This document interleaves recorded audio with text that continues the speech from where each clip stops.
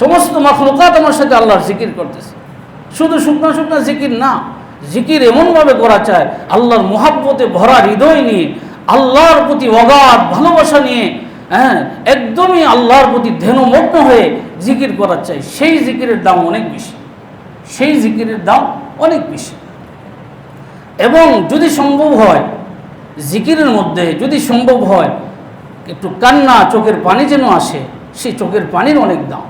পেয়ারা হাবিব সাল্লাল্লাহু আলাইহি ওয়াসাল্লাম বলেছেন, ওয়ারাজুলুন যাকারাল্লাহ খালিয়ান ফাফাজাত আইনা।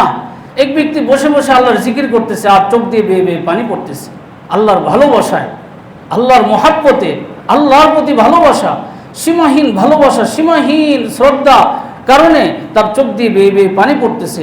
আল্লাহর হাবিব বলেন, ওই ব্যক্তিটাকে আল্লাহ তাআলা আরশের ছায়া দান করবেন। যেদিন আরশের ছায়া ছাড়া কোনো ছায়া থাকবে না, সেদিন আল্লাহ তাআলা ওই জিকিরকারীকে আরশের ছায়া দান করবেন।